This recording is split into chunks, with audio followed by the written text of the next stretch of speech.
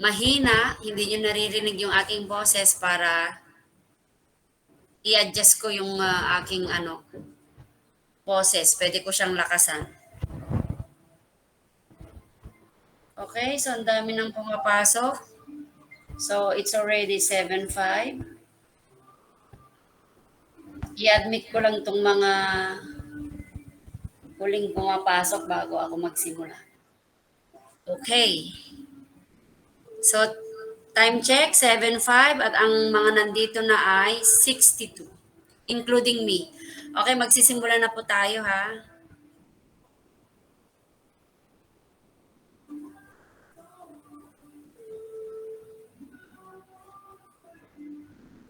Okay, wait lang po.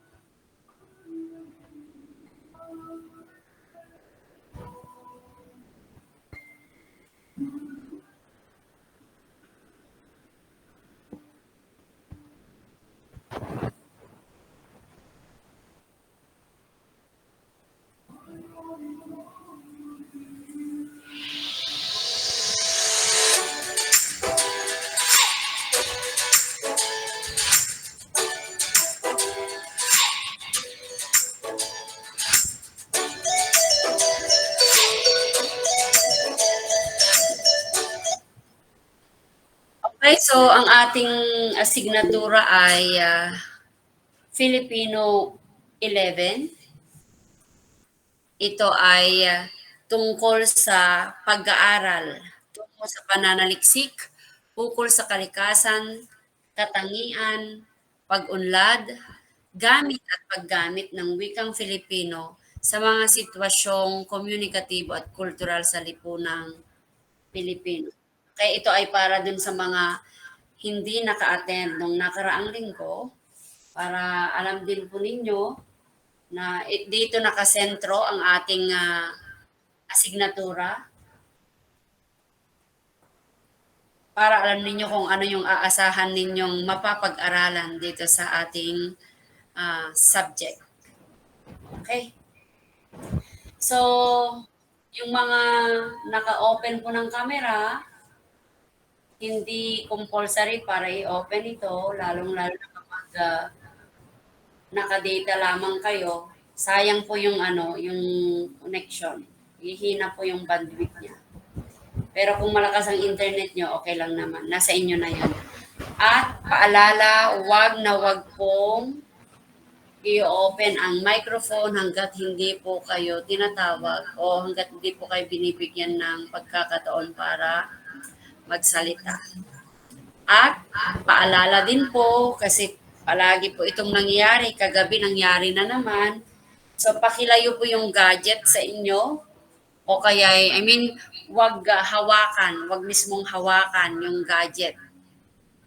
Kung cellphone man o tablet ang gamit ninyo, wag ninyong hawakan ito kasi minsan accidentally nakakapag-present o nakakapag-share screen po kayo. O nasasapawan po yung aking presentation o yung aking slides. Okay? Then, isa pa pong reminder, uulitin ko lamang po. So, ang lahat po ng ating mga updates, ako po lahat ng updates ko, reminders, announcements ay ipopost ko po sa ating FB group. Alam ko po, marami na po akong na-approve na add doon. Kaya alam ko, karamihan na po ito. Kaya karamihan na po sa inyong section ay nandun na po sa FB group. So, kung may time kayo, basa-basa lang po doon, puntahan po ninyong FB group natin para sa ganun ay ma-update kayo sa mga post ko doon. At ang pagpasa po ng mga outputs, gawaing pagsulat o kaya performance output ay sa Google Drive po. Ibibigay ko po ang link sa FB group natin, din ko po ipopost at dun po, o yun po ang i-click ninyo, yung link na yon at dun po kayo magpapasa. Meron na po akong nakitang nagpasa, pinicturan yung gawa, tapos sinend sa messenger. Uulitin ko po, tandaan po, walang magpapasa ng mga gawain o output sa messenger. Sa drive lamang po. Sinabi ko na naman po ito nung nakaraang pagkikita natin o nung nakaraang online class natin. Kaya please lang, paalala, tandaan po, wala pong magpapasa ng output sa Messenger. Kailangan po sa Drive lamang. Sa link po na ipopost ko sa GC. Sa ngayon po, ang link ng pasahan o pagpapasahan ninyo ng gawaing pagsulat ninyo later on, kung natapos ninyo, ay nasa FB group na po natin. Naipost ko na po doon. Lahat po ng section na hawak ko na 5, nandun na po yung bawat link ng section ninyo. At paalala din po basahin po muna kung anong section ang nakalagay doon. Pakibasa po yung label ng aking post ng Google Drive link para hindi po maligaw ang inyong mga i-upload. Kailangan po kung anong section ninyo, yun lamang po ang pagpapasahan ninyo. Doon lang po sa link ng section ninyo kayo mag-upload ng mga written works o gawaing pagsulat at gawaing pagganap o sa English ay performance output. Sana po malinaw po sa inyo ito.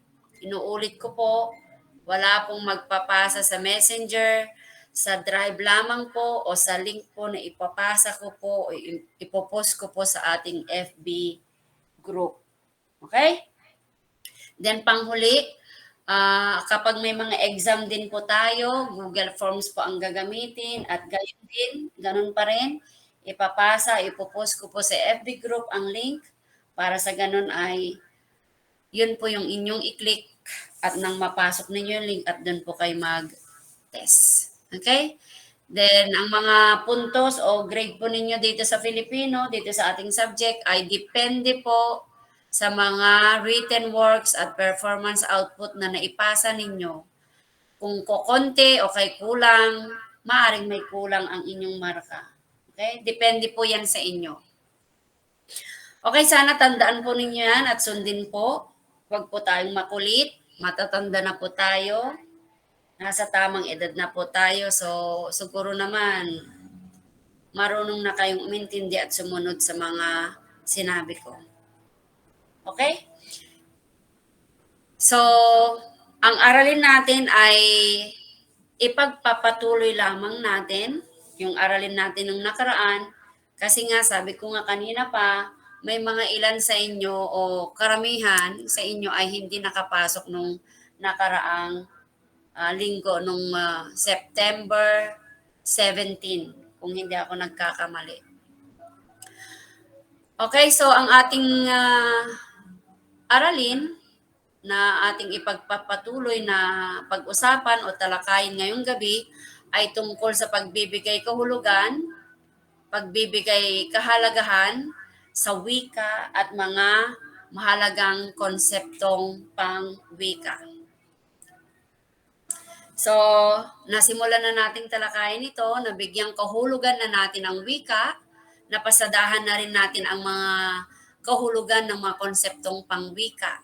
So, tingnan natin kung meron kayong natatandaan dun sa ating talakayaan noong nakaraang meeting natin. So, ayon sa ating napag-usapan nung nakaraan, ang Pilipinas o ang ating mahal na bansa ay may sariling wika. Yun ay ang wikang Filipino na siyang isa sa mga nagpapatunay na ang ating bansa ay isang malayang bansa. At ang mga tao, ang mga Pilipino, ang mga mamamayan sa ating bansa ay may karapatang ilahad ang anumang kaisipan, ang anumang saloobin, ng may paggalang at ikinokonsidera ang iba o kaya'y inilalahad ang anumang gustuhin, naisin, basta't walang nasasagasahang mga ibang tao. Okay? So, katulad nga ng ating natalakay, ang wika ay isang paraan, isang behikulo na kung saan magagamit natin upang ilahad ang lahat ng ating mga kaisipan, ang ating mga ninanais, ating mga saloobin,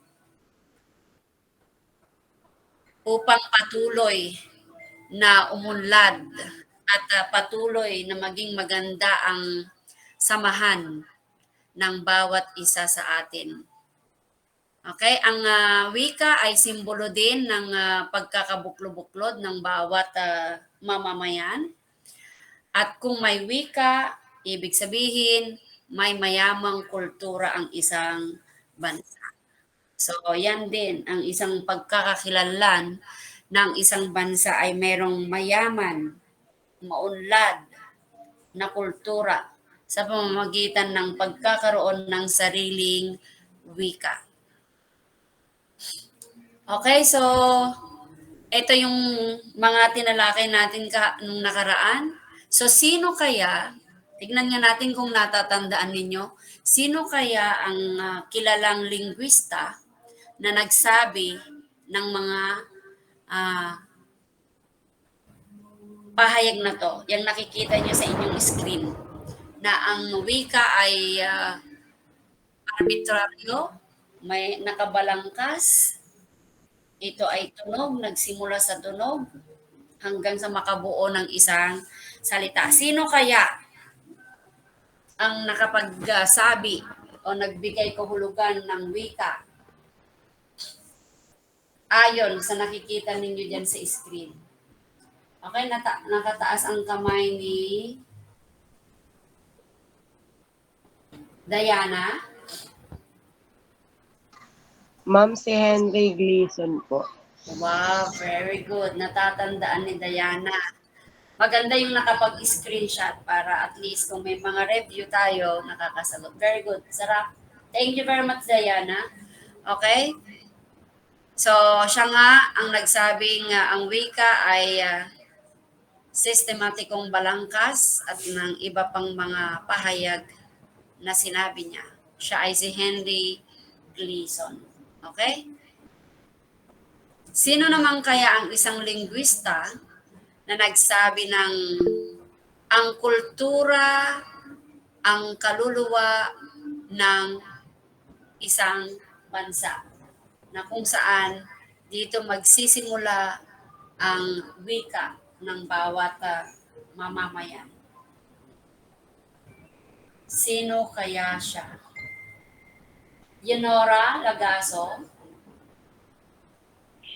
Dr. Michael Tan. Okay, tingnan natin kung si Dr. Michael Tan. Okay, so si Dr. Zeus Salazar. Yes, tama rin si Dr. Michael Tan. Siya rin ang nagsabi na dapat ang kabataan ang manguna, na dapat hindi bibitaw sa wika na ginagamit ng ating bansa para lalong umunlad ito at mapahalagahan ng bawat isa. Okay, sino naman kaya itong linguista na to na sinasabing wika ang una at pangunahing pamanang pangkultura sa sangkatauhan? Sino kaya siya? Sariana Aban? Virgilio Alvario, ma'am. Yes, tignan natin. Okay, tama ka, Sariana. Si Virgilio Almario. Siya mismo yung ating dating tagapangulo ng KWF. So, alam na alam niya yan dahil minsan siyang naging pangulo ng komisyon na kung saan isa siya sa mga nagtaguyod upang ang wika ay lalong pahalagan at pagyamanin ng mga Pilipino. Okay? So may mga karagdagan pang mga kilala at mga bihasa sa larangan ng wika, katulad nung nakikita nyo sa screen. Si Pinocchio, si Sturtevant, si Hill, Brown, Bowman, at Webster. So, sila yung mga ilan pa ring mga linguista na nagbigay ng kahulugan sa wika. Okay? Halos pare-pareho sila ng mga sinasabi na ang wika ay arbitraryo, ang wika ay nag-umpisa sa tunog hanggang sa makabuo ng pandig, hanggang sa makabuo ng isang salita at ito ay naging wika at ginagamit na natin lahat. Ang isa ring sinabi nila, katulad din ng mga naunang mga linguista, ay ang wika ay kasabay nitong yumayabong ang kultura ng isang bansa. Okay? So, tandaan yung mga ilan pang mga linguista o mga bihasa na nandyan. Baka masama sila sa ating test, sa ating nalalapit na pagsusulit. Okay, so ang ating wikang Filipino dahil sa napakayaman, patuloy na yumayabong ito dahil may mga halong mga banyagang salita na lalong nagpayaman dito. May mga ilang salita, mga banyagang salita na nagmula sa Kastila, sa Malay, sa Grego, Sanskrit, Russian at iba pa at gayon din mula sa Chino. Okay, karagdagang kaalaman kung bakit ang ating wikang Filipino ay mayaman, maunlad at nagbabago na ang ibig sabihin ay patuloy na may mga nadadagdag na salita, banyaga man o sariling atin. Dahil yun yung isang katangian nito, yung mapagbago. Pag sinabing mapagbago, umuulad, patuloy na umuulad at yumayabong ang ating wika.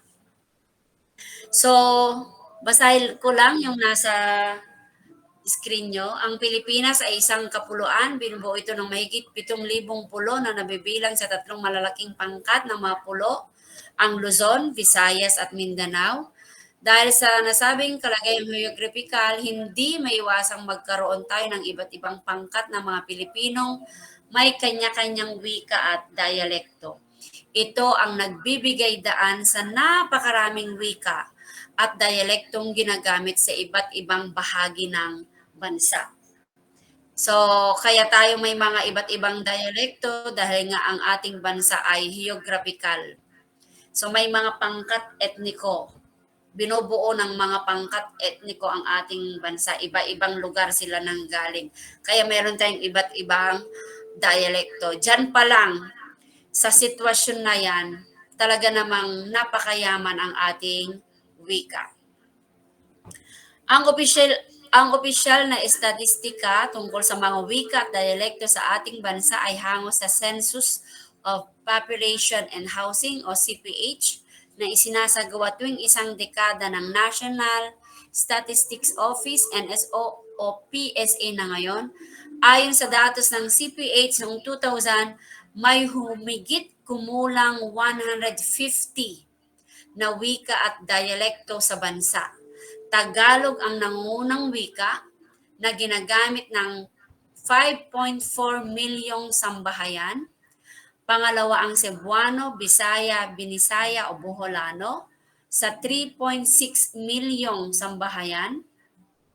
Pangatlo ang Ilocano sa 1.4 milyong sambahayan. Pang-apat ang Hiligaynon o Ilonggo sa 1.1 milyong sambahayan. Maliban sa mga nabanggit, ang iba pang wika at dialektong bumubuo sa 10 pinakagamiting wika sa bansa ay ang sumusunod: Bicol, Waray, Kapampangan, Pangasinan o Panggalatok, Maguindanao at Tausog. So ganyan kayaman ang ating wika.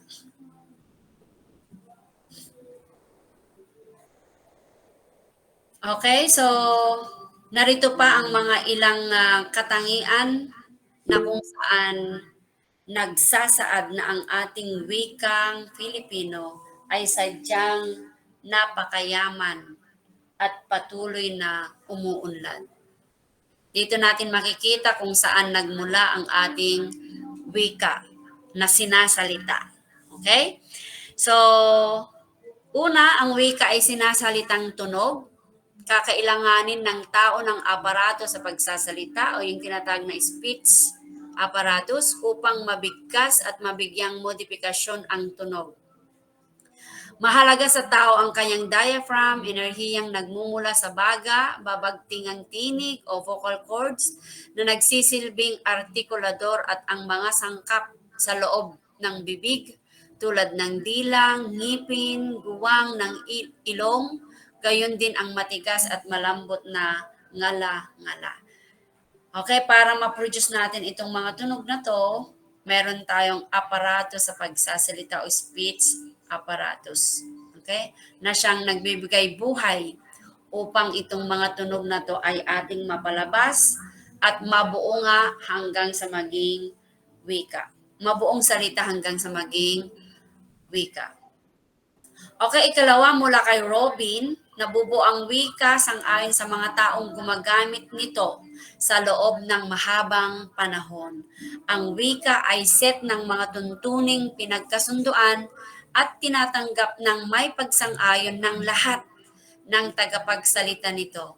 Sapagkat napagkasunduan o arbitraryo ang wika, nagagawang pagsaluhan ng isang komunidad, wika ang kumbensyong panlipunan na nagbibigay dito ng kolektibong pagkakakilanlan bilang isang pangkat o grupo. Ito ang dahilan kung bakit may mga salitang magkatulad ang baybay at bigkas sa maraming wika, subalit magkakaiba ng kahulugan.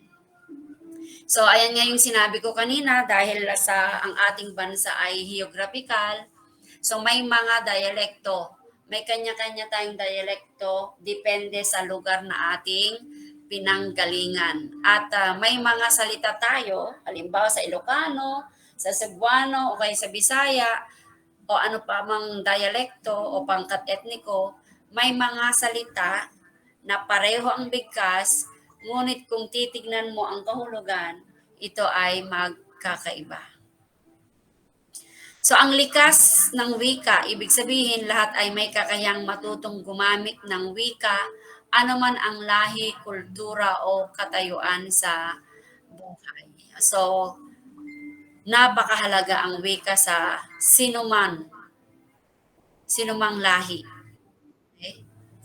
Hindi lang Pilipinas, kahit na ibang bansa pa yan, masasabing sila ay malaya dahil meron silang sariling wika.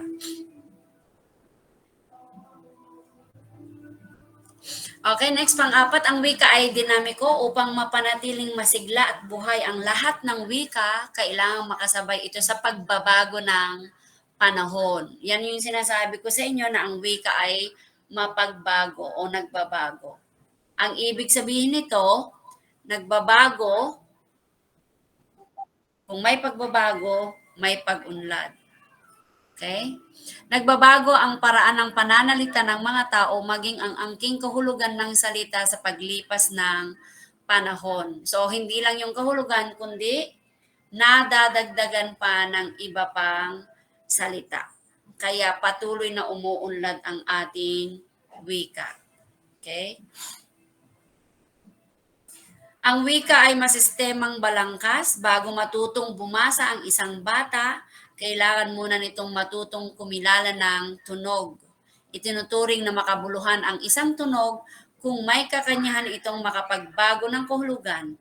Sinusundan ito ng pagsama-sama ng tunog. So, ganyan din ang sinabi ni Henry Gleason na ang wika ay nagsimula sa o mayroon siyang sistemang sinusundan. Okay? Mayroong proseso na sinusundan upang mabuo ito bilang isang wika.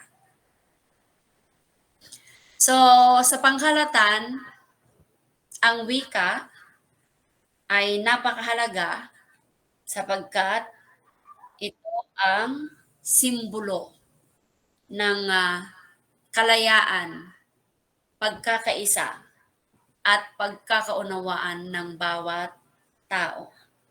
Anumang lahi, anumang bansa ang pinagmulan. Okay, then may mga konseptong pangwika tayo dito. Una ay ang wikang pambansa. Pag sinabi nating wikang pambansa, ito yung sinasalita ng panlahat o ng lahat. Tinatawag siyang wikang panlahat.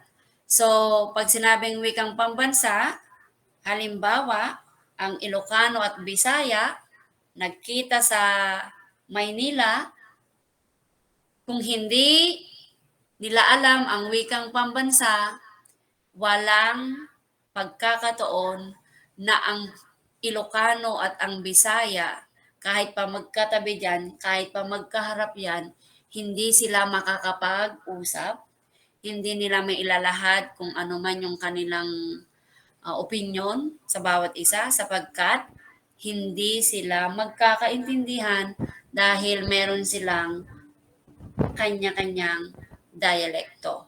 Ngunit, dahil meron tayong wikang pambansa, yun yung wikang Filipino, ito yung ginagamit natin upang makapag-usap, makipagtalastasan sa kung sino man na kapwa nating Pilipino, kahit pa saang galing lugar.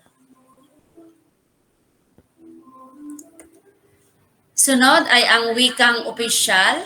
Ito ay ang wikang naisabatas o itinadhana ng batas na maging opisyal na wika ng komunikasyon, transaksyon o pakikipag-ugnayan ng pamahalaan sa sambayanan, pasalita man o pasulat. Okay? So ito yung wikang ginagamit natin. Kalimbawa, may lalakarin kang transaksyon sa isang opisina. Okay? So, ito yung gamit na wika. Okay? At yan ay naisabatas. Kaya siya tinawag na wikang opisyal. Okay, next, ang pangatlo ay ang wikang panturo. Ang wikang panturo naman ay ang wikang ginagamit sa pagtuturo. Ito yung gamit ng teacher upang maituro ang aralin at ito rin ang gamit ng mga mag-aaral upang ilahad ang kanilang mga nais na ilahad patungkol sa aralin sa loob ng klase o sa loob ng silid-aralan. So, yun yung tinatag na wikang panturo. Ito yung tinatag natin sa English na medium of instruction. Okay, so magkaroon tayo ng reflection ngayon. Kung gusto ninyong mag-recite, magbigay ng reflection ay maaaring magtaas lamang ng kamay at kayo ay aking tatawagin. Okay. So, mahirap nga bang mawala ang wika?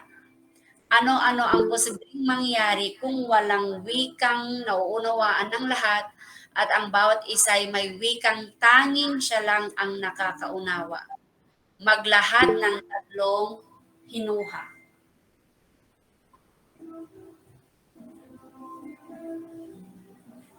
Okay? So, tingnan natin, may mga nagtataas na ng kamay. Pakinggan natin ang ibibigay na kaisipan ni John Ray Moreno. John Ray? Ma'am, magandang gabi po, ma'am. Okay, magandang gabi din. Ang naano ko, ma'am, pag magkakaiba po yung wika natin, ma'am, tapos hindi pa nagkakaintindihan lahat, maaari po mang magkaroon ng gera, ma'am, sa bawat lugar sa bansa natin, ma'am. Okay, so walang pagkakaunawaan. Hindi po magkakaroon ng pagkakaisa. Yes, correct. Kasi hindi magkaintindihan dahil nga walang iisang wikang ginagamit. Okay, ano pa? Tingnan natin wait lang tingnan ko lang yung screen ko. Si Ira o Ira Ibanez, ano bang pronunciation ng pangalan mo, Miss Ibanez? Ira Ira. po, ma'am. Okay, Ira, magandang gabi, Ira. Magandang gabi po, ma'am. Magandang gabi po sa lahat. Para po sa akin, ma'am, ang una kong hinuha, kung mahirap nga bang mawala ang wika, ang una ko pong hinuha ay opo, gawa ng magkakaroon po ng gulo o sigalot sa bawat isa o sa bawat mundo dahil hindi magkakaunawaan ang kapwa-tao natin o tayo mga tao at ang ating mga namumuno sa ating gobyerno o bansa.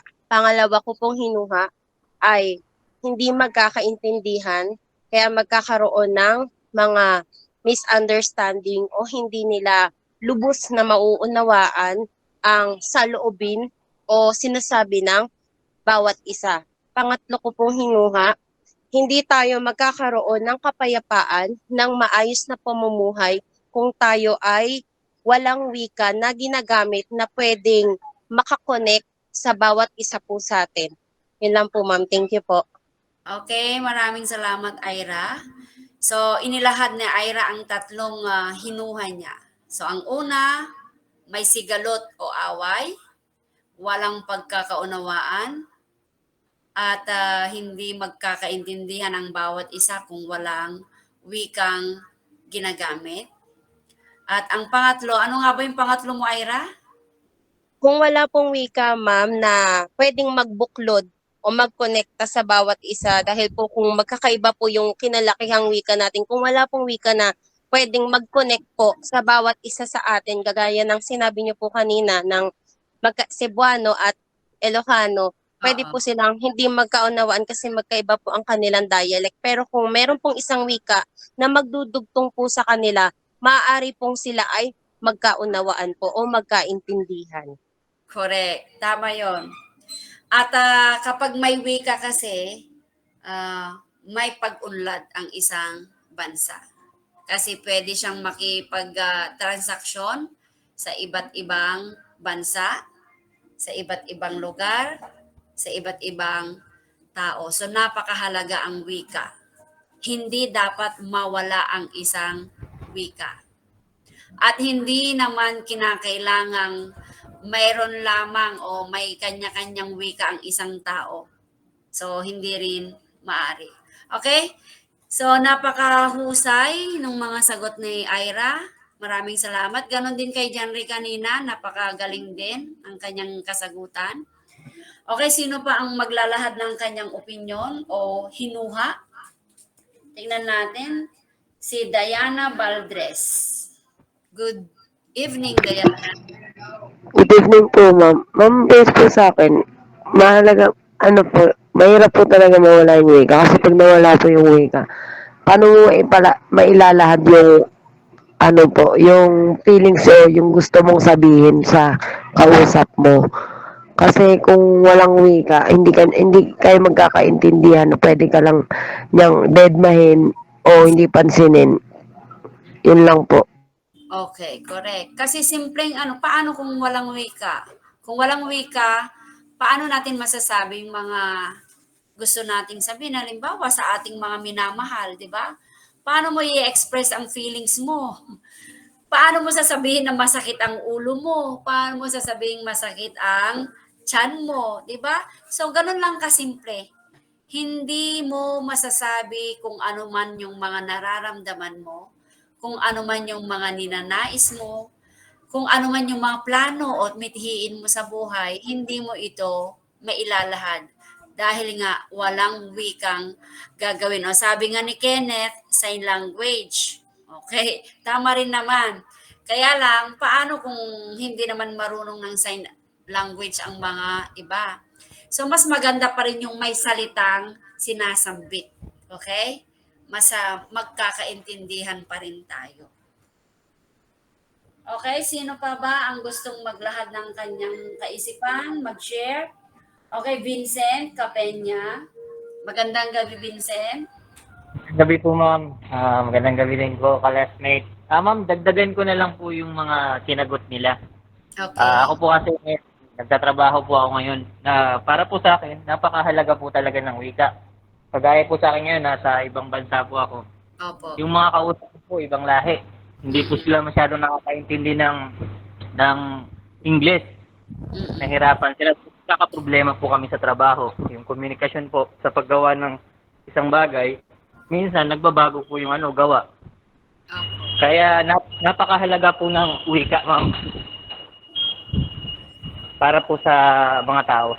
Oh, okay. Tsaka, isa pa po, ma'am, sa mga gusali rin po, ma'am, na mga ginagawa, kapag wala pong maayos na wika, wala pong magagawang matinong gusali. Kagaya ng mga building, siyempre po, kapag maayos po kayong nagkakaintindihan, magiging maayos din po yung proyekto. Yan lang po, ma'am. Salamat po. Okay, maraming salamat Vincent sa napakahusay mong paglalahad o pagbabahagi ng iyong kaisipan. Tama, kaya nga sinabi ko kanina, ang wika ay kaakibat nito ang pag-unlad ng isang bansa. Kasi yun yung ginagamit nating paraan ng komunikasyon.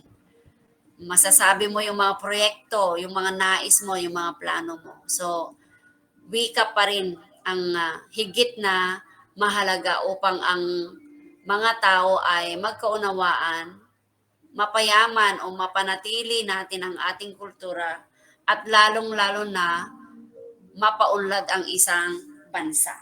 Okay? Sino pa ang gustong magbahagi? Nandito si Marlon Cabiles. Marlon? Hello, ma'am. Good evening. Good evening, classmate. So, ayan, andito po sa tanong ay mahirap na bang mawala ang wika? Para sa akin po, opo, sobrang mahalaga ang wika kaya hindi po siya pwedeng mawala para sa atin. Dahil po sa wika, nagkakausap tayo, nagkakaisa tayo, o nagkakaunawaan tayo. Kung walang wikang pambansa o wikang Pilipino, paano tayo magkakaunawaan? Paano tayo makikipag-ugnayan sa iba? Diba? So, ganyan na lamang kahalaga ang wikang pambansa upang magamit natin sa pag-unlad ng ating wika o pag-unlad ng ating bansa o kung anumang pag-unlad ng ating Pilipinas o ng bansang Pilipinas. Kung kaya't sobrang halaga po ng wika para sa atin, kaya hindi natin basta-basta pwedeng baliwalain ang wikang ating tinataglay o wikang pambansa. Kumbaga, ang wikang pambansa ay nagagamit natin kung saan lugar tayo pupunta o kung hindi dahil sa wika, hindi natin maiintindihan yung ibig iparating ng iba. Kaya sobrang halaga po ng wika para sa akin, ma'am. Thank you. Okay, thank you Marlon sa napakaganda mong pagbabahagi ng kasagutan. Okay, so tama, lahat ng mga sagot ninyo ay tama. So ang wika ay gamit na gamit, 'di ba? Saan ka man naroon, sa trabaho man, sa bahay, o kahit sa pasyalan lang, diyan lang sa tabi-tabi. Napakahalaga ang wika. Okay? Sa pag-unlad, sa larangan ng ekonomiya, politiko, at iba pang larangan. So, wika ang kailangan para sa maganda at maayos na komunikasyon. Kapag may wika, tuloy-tuloy na yan, it follows na. Sunod-sunod na yan, pag-unlad sa iba't ibang larangan, magandang samahan ng mga tao, at syempre, merong pagkakaisa. Yun din ang higit sa na dapat nating makamtan, yung pagkakaisa at pagkakaunawaan nating lahat. At magagawa natin yon sa pamamagitan ng pagkakaroon ng wika. Okay?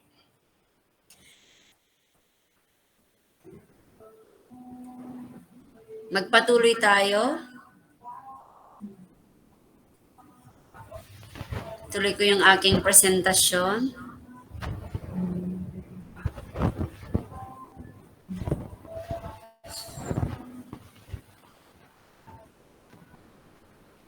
Mahal! Hindi nga. Pumirmi ka dyan, pumirmi ka dyan. Okay, so narito ang isang gawain o pagsasanay para lalo nating maintindihan ang wika, ang kahalagahan o katangian ng wika. So makikita niyo sa screen ninyo yung mga pagpipilian yung mga maaari ninyong sagot, mamaya-maya lamang. At kahit hindi na kayo magsalita, i-chat nyo na lang, i-comment nyo na lang, i-type nyo dyan sa comment box ang mga sagot ninyo. Okay? Ayan. Number 1, ito ay ang salalayan ng isang malawak na karanasan ng isang bansa ang kanyang wika. Ano kaya ang sagot dyan? I-comment nyo lamang ang inyong sagot dyan sa comment box.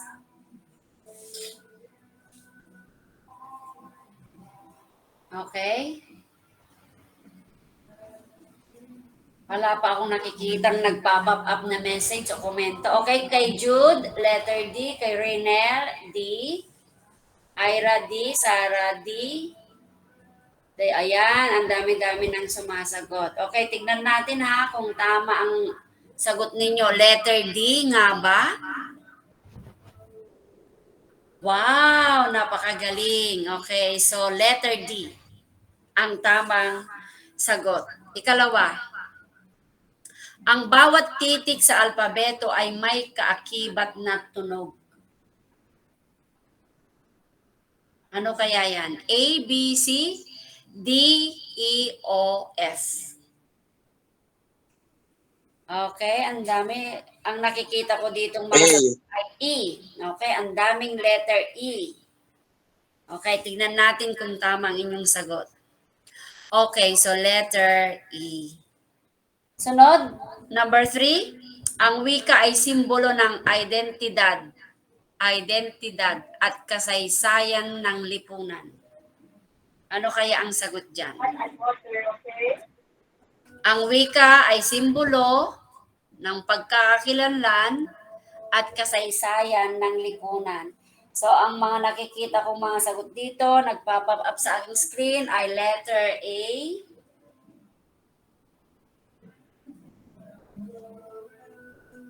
Okay, tingnan natin kung letter A nga ba.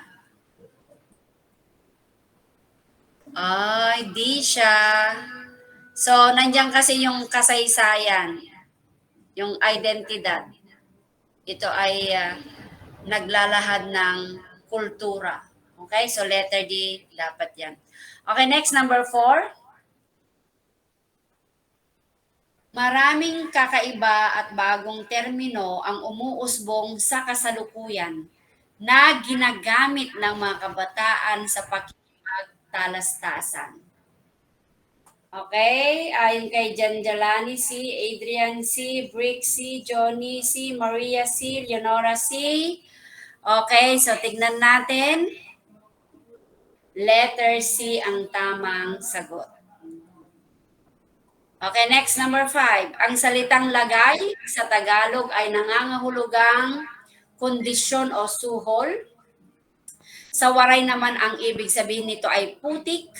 Samantalang sa salitang Cebuano, ito ay tumutukoy sa maselang bahagi ng tao. So, letter B, may nagsagot ng E, may nagsagot ng C. So, tingnan natin kung anong tamang sagot. Letter B.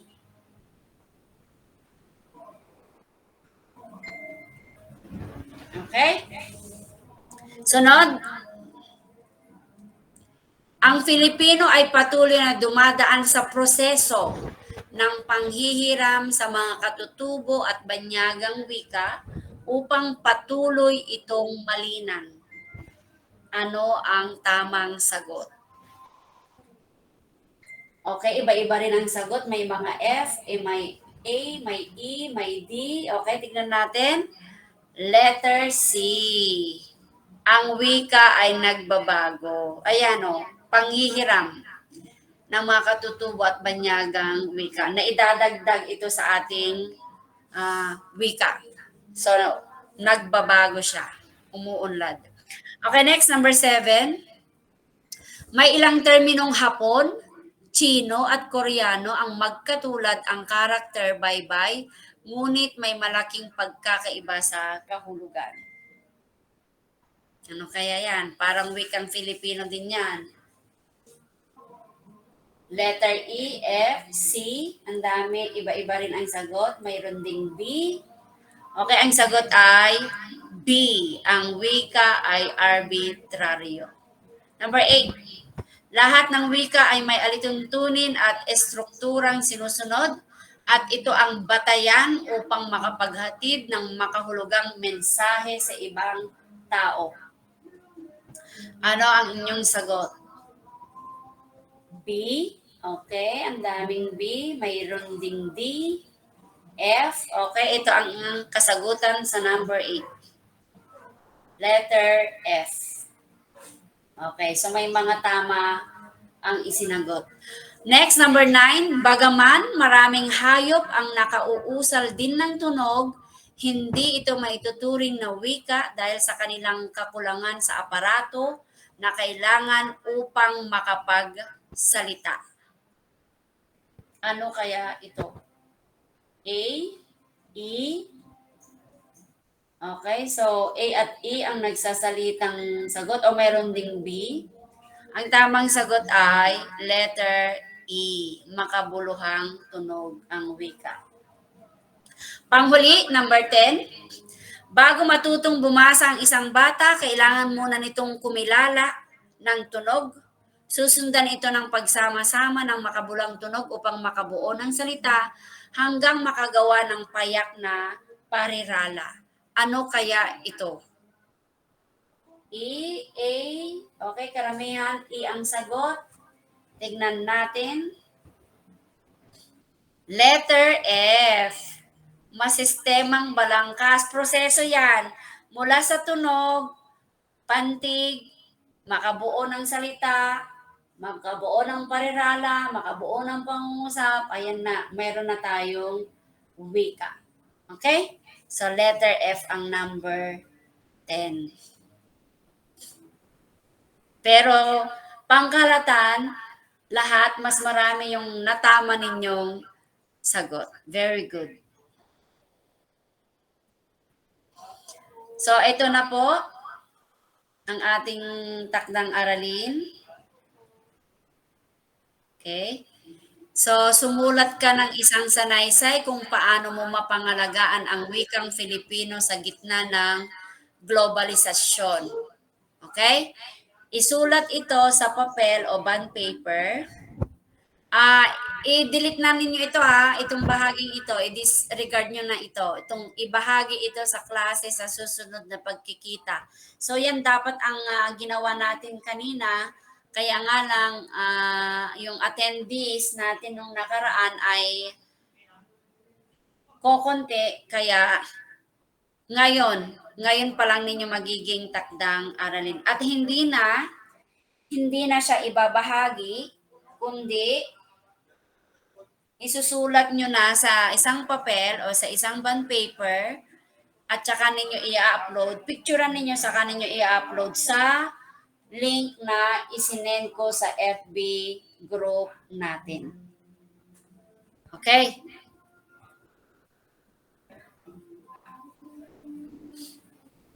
Ayan.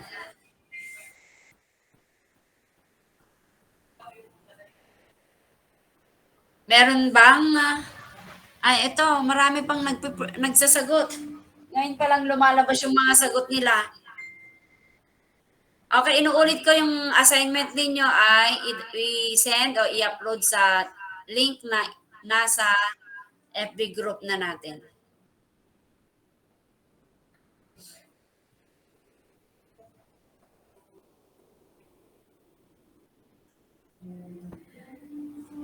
Okay, so dyan nagtatapos ang ating talakayan. Thank you, ma'am. At bago tayo Thank you po, ma'am. dito sa link, mag-picture muna tayo. Thank you po, ma'am. Thank you po, ma'am. Hindi lang. Thank you wait po, lang, ma'am. Thank you po, Dahil ma'am. hindi ko nakikita yung mukha ko sa screen dahil gawa nung marami pang nagpa-pop up na message. Yung mga sagot ninyo, ngayon lang lumalabas. Nasa screen ko pa, natatakpan yung aking mukha. Okay? Hintayin natin maubos saglit lang. Meron pa namang 5 minutes. paubos na. Okay, so tingnan natin yung attendees. 95 ang nandito sa Google Meet, 3 section. Kung tutuusin, kulang pa yan dahil parang 100 plus yata ang isang section ninyo. Ewan ko lang, hindi ko sure. Nung kagabi, ang attendees ko ay 106. Ngayon ay 96 kayo. Kasama na ako doon. So, ileles pa ako. So, nasa 94. Okay, wait lang ha. Kasi, ayan, meron pa kasing messages kaya hindi ko ma-screenshot itong screen. Hindi makikita yung aking mukha.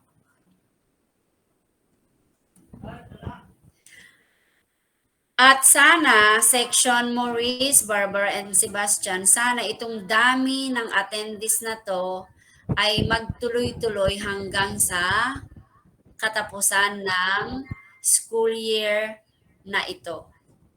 Hindi ngayon na umpisa lang, ha? Kasi minsan may mga nawawala. Okay? Huwag kayong mawawala, ha? Dapat hanggang dulo, nandun pa rin kayo. Makarating kayo sa dulo. Madali lang to, mabilis lang. Okay, so ang tagal namang mawala yung yung nagpa-pop up dito sa screen ko. Mag-screenshot na lang ako. Kahit wala na akong muka. Okay, smile na kayo sa camera nyo. 1, 2, 3. Okay.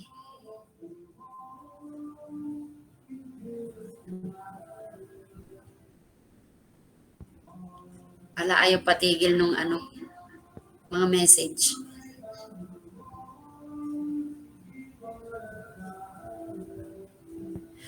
Pwede na po ba mag-leave?